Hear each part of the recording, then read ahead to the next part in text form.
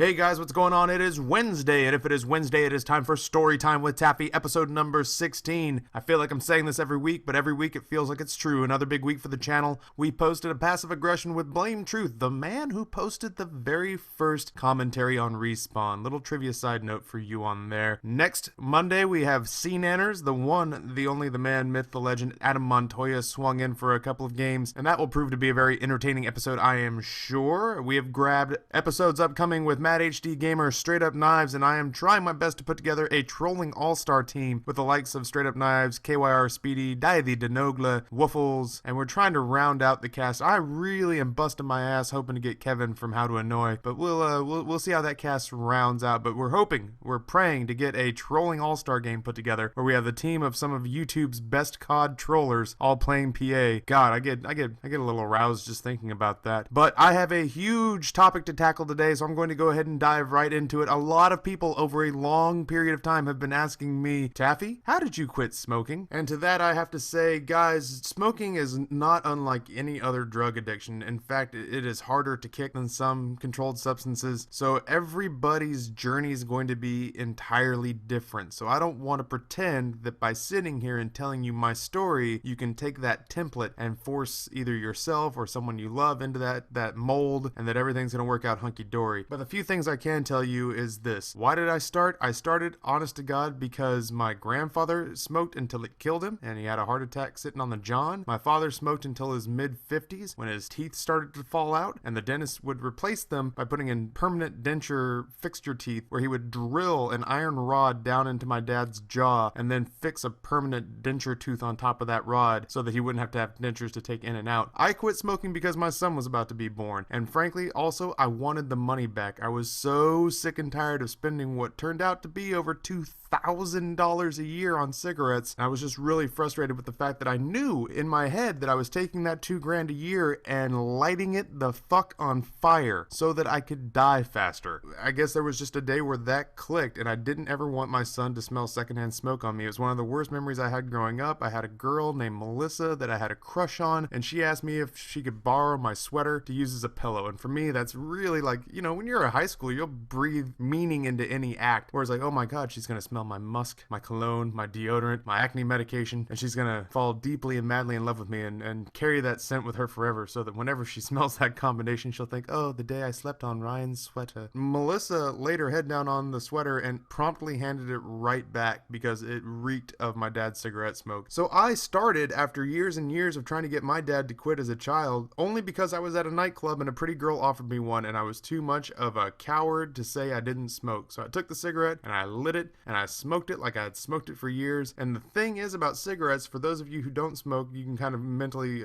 imagine this with me. For people who have never smoked, they look at cigarettes and the way they smell and how acrid and kind of funky they are. And you think to yourself that by lighting that on fire and inhaling the smoke, it really must be an awful experience. And it's not. You breathe in, there's a little bit of resistance in the air because of all the smoke that's in there. You breathe back out, and then you get a nifty little head rush, like sitting up too fast, but more pleasant. And that lasts for about 5 minutes, and you wait as long as you can until you have to do it again, because now you are officially a drug addict. And I went through a lot of the same processes as everyone else, where I started off just kind of taking them in social circles, and then I started becoming a social smoker, and then I got tired of being guilted by bumming cigarettes from everyone and not paying for them, so I started buying a pack that I only really took out with me once in a while, and then it just became once a day. I went to 7-Eleven or I went to the nearest convenience store and bought cigarettes, and if that meant being late to class, so be it. If that meant being late to a movie that was starting, so be it. You start to schedule your entire day around it, or you just go full blown like I did for a while and just buy a carton, stick it in the freezer, stick it in your sock drawer, wherever, but then you've got a shit ton of cigarettes just at your disposal because God knows you're gonna need them. So I decided to quit because my son was being born in October. Around August, I figured if it was gonna be a long, nasty battle, I didn't want to have memories of my first child being born and me trying to find instances where it would be alright to sneak outside and have a smoke, which is a good thing because it was like 36 hours to get him out. He was totally, he was dug in. He was resting in for the long haul. So essentially, I went cold turkey. I picked a day at the end of a weekend, and my buddy Jonathan and I drove up to Atlantic City in his convertible Mustang and spent the entire weekend gambling our asses off, drinking, and I chain smoked cigarettes like I had the last couple of packs on the face of the planet, and every other smoker in the world was looking to get one. Like, I hit a cigarette every 20 minutes for about 2 days straight. And we drove home, and I said, the moment that I get out of this Mustang, I'm not smoking anymore. So we pulled into the parking lot, and we parked the car, and I put out the last cigarette. And fortunately for me, I had a niece that was sleeping over, and she was really young. She didn't even know that I smoked. So I couldn't sneak out and come back in with her around or anything like that. So I had a reason right off the bat to keep me through that first 12-hour period of basically I just went to sleep, and I couldn't walk past a slumber party to go get cigarettes and try to explain myself away, you know, why my quit didn't work in the first day. I used nicotine gum for a little while. I didn't like it. It made me feel really irritated about the fact that I was taking it takes about 3 days to cycle all the nicotine out of your system, and that's kind of a detox, and it makes you really cranky and really irritable. And I was a real rat bastard for like the first 2 weeks that I was trying to quit, and I didn't like the fact that nicotine gum just kept putting it back into my system. Like, it curbed the cravings, but after a little while you just realize that you've replaced the cigarettes with the gum, and now when you don't have the gum you get pissed off. So I took a day where I felt like I was strong enough, and people were done dealing with me. Like, people were done being proud.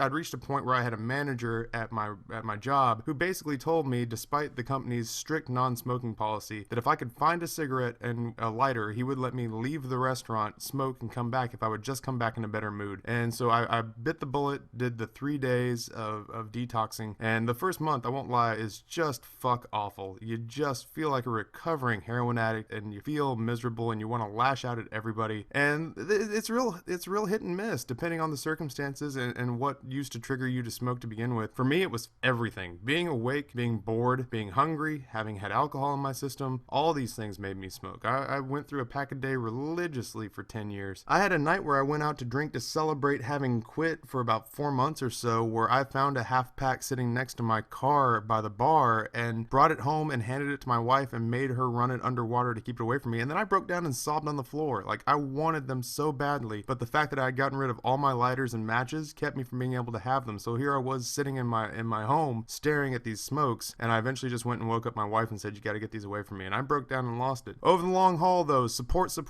You need all the support in the world. There are some great online websites that have support built in. I did mine through quitnet.com. That gives me a gadget, shows me how many cigarettes I haven't smoked, how much money I've saved, how much theoretical life I've added back on to the end of my existence. I've gone about 1.5 years now, a little over 1.5 years since my last cigarette. And I guess more than anything else, you have to find a reason that you want to do it for yourself. I tried to quit because I got married. I tried to quit because my wife was expecting. I did a lot of things for other people because I thought it would make other people happy. And the big incentive for me when I started was I was just so tired of spending the money, and I started to visualize all the other things I could spend the money on. And then the birth of my son became another reason to sort of put it on the calendar. But for me, and I know this sounds horrible, and I love my son, and my son has never known me as a smoker and never will, but for me, when I really needed a very selfish reason to keep going, like, screw my family, screw my friends, I just want a cigarette so fucking bad I'd kill somebody to get it, it was the money. And that's just me being straight up honest with you guys. Now I can't mentally picture a place where I would intentionally put secondhand smoke into my son's body. But that said, I'm way out of time. I will give you guys some I guess links in the description for places that I went or information that I needed where I needed help. I wasn't gonna be able to do it on my own. I'm gonna go ahead and truncate the ending. No cute, snazzy, snappy stuff. Just gonna go ahead and say episode number 16 is in the books. Thank you for tuning in. On behalf of the Mr. Woofles channel, this is Taffy. Thank you for listening, and I am out.